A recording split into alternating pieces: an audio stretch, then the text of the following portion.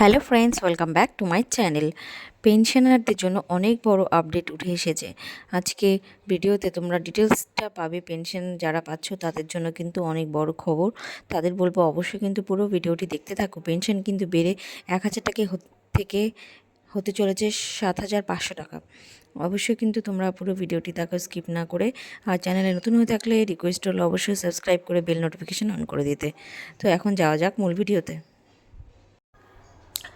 দীর্ঘ 11 বছর ধরে একই অঙ্কে আটকে থাকা ইপিএস 95 পেনশন নিয়ে অবশেষে আশার আলো দেখছেন দেশের লক্ষ লক্ষ অবসরপ্রাপ্ত কর্মী।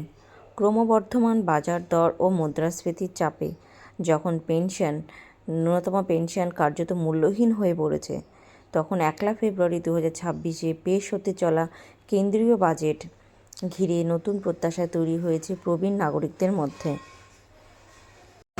সূত্রের খবর, এবার বড় সিদ্ধান্ত নিতে চলেছে কেন্দ্র। কেন এত গুরুত্বপূর্ণ এই সিদ্ধান্ত? 2014 সালে শেষবার ইপিএস 95 স্কিমে ন্যূনতম পেনশন নির্ধারিত হয়েছিল মাসে 1,000 টাকা। এরপর এক দশকের বেশি সময় পেরিয়ে গেলেও এই অঙ্ক আর বাড়েনি। বাজার দর, চিকিৎসা খরচ সব কিছু বেড়ে যাওয়ায় এই টাকায় সংসার চালানো কার্যত অসম্ভব হয়ে পড়েছে বহু প্রবীণ নাগরিকদের পক্ষে। এই পরিস্থিতিতে ভারতীয় মজদুর সংঘ সহ একাধিক কর্মী সংগঠন সরকারের কাছে বারবার পেনশন বাড়ানোর দাবি জানিয়েছে। তাদের দাবি, ন্যূনতম পেনশন অন্তত 5,000 টাকা করা হোক। আবার কেউ কেউ 7,500 বা 10,000 টাকা করার দাবিও তুলেছেন। সুপ্রিম কোর্টের নির্দেশ ও ওয়েজ সিলিং।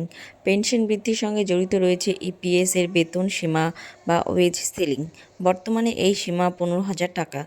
গত 5 জানুয়ারি 2026 সুপ্রিম কোর্ট কেন্দ্রকে নির্দেশ দিয়েছে 4 মাসের মধ্যে এই ওয়েজ সিলিং নিয়ে চূড়ান্ত সিদ্ধান্ত নিতে।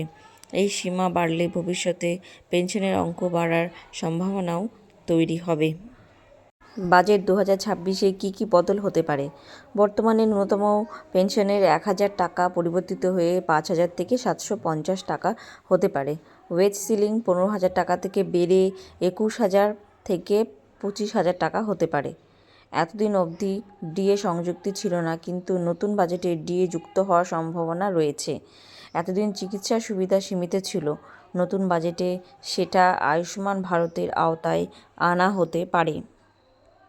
প্রবীণ পেনশনারদের ডিজিটাল সমস্যার কথা মাথায় রেখে ইপিএফও নতুন উদ্যোগ নিতে চলেছে। জানা যাচ্ছে চালু হতে পারে ইপিএফ সুবিধা প্রোভাইডার ব্যবস্থা। অনেক প্রবীণ নাগরিকই জীবন প্রমাণপত্র জমা দেওয়া বা অনলাইনে পিএফ স্ট্যাটাস দেখার মতো কাজে সমস্যায় পড়েন। আবার আঞ্চলিক পিএফ অফিসগুলিতে পাসপোর্ট সেবার মতো আধুনিক পরিষেবা কেন্দ্রে রূপান্তর করা হবে।